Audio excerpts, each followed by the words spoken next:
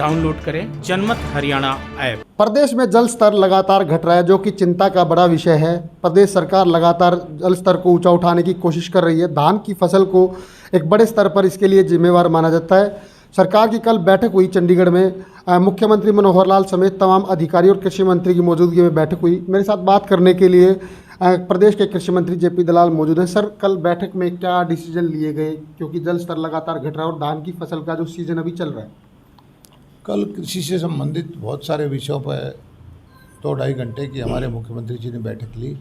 सभी जिलों के उपायुक्त थे, सभी वरिष्ठ अधिकारी थे, और जो एक तो ये फैसला लिया है कि सारे हरियाणा की प्रत्येक एकड़ फसल में ज़मीन में क्या फसल बो रखी है उसकी मैपिंग की जाए, और ताकि आने वाले वक्त में किसकी प्रोक्योरमेंट करनी है, कितना संभावित उत्पादन है, सही मंडियाँ चला सकें, सही किसानों को पैसा मिल सके, हम योजना बनाकर काम कर सकें।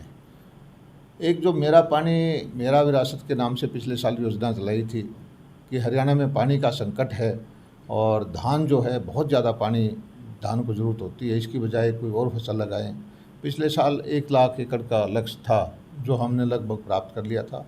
इस बार का लक्ष्य मुख्यमंत्री जी ने 2 लाख एकड़ का दिया है, और उसकी मॉनिटरिंग जो है समीक्षा कल की, उसको भी हम लगभग प्राप्त करने की कोशिश करेंगे।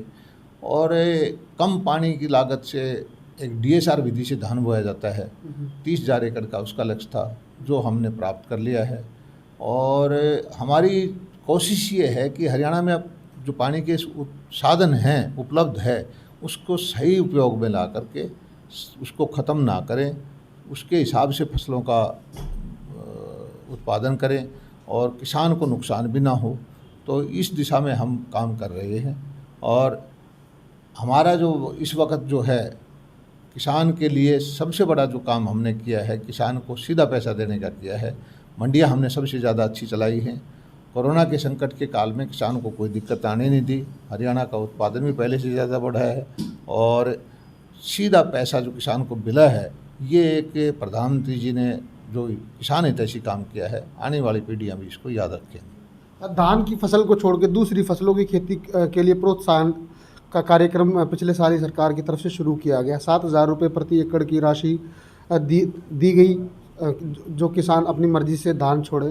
क्या ये योजना अब जो चल रही है योजना, वो कितनी कारगर जो साबित हो पाई है?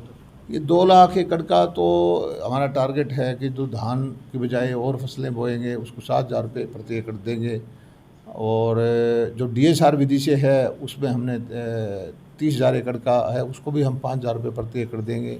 और जो बाजरे की बजाय दालों की खेती करेगा, मूंग, मोठ, उड़द, अरहर वगैरह की, उसको भी हम 4,000 रुपये प्रति एकड़ की इंसेंटिव देंगे। तरह तरह की हम स्कीम बनाते रहते हैं। ड्रिप इरिगेशन पे बहुत सी इंसेंटिव है, माइक्रो इरिगेशन पे बहुत इंसेंटिव है, और जो एग्रीकल्चर इम्प्लीमेंट्स हैं उसमें भी 50% सब्सिडी है। किसानों के हित के लिए जितने कदम उठाने ज़रूरी हैं वो हरियाणा सरकार उठा रही है, और आगे भी और उठाएगी। लेकिन सर, लगातार 7 महीने से किसानों का आंदोलन चल रहा है, वो इन्हीं बातों को लेकर चल रहा है, और 3 जो कानून हैं उनके खिलाफ जो किसान लगातार आंदोलनरत। देखिए, मैं बार बार इसको बता चुका हूँ कि ये कानून आने से पहले क्या किसान बहुत अमीर थे? क्या 70 साल से जो व्यवस्था चली रही थी उससे किसान समृद्ध हो गया था? क्या किसान की हालत सुधारने के लिए कुछ तो करने की ज़रूरत है या नहीं है? और ये अधिकार किसी को दिया है तो लोकसभा में चुने हुए प्रतिनिधियों को दिया है।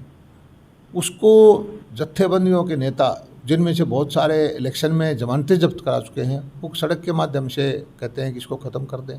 सुप्रीम कोर्ट के फैसले पर उनको भरोसा नहीं है, और राजनीति करने की उनकी मंशा है।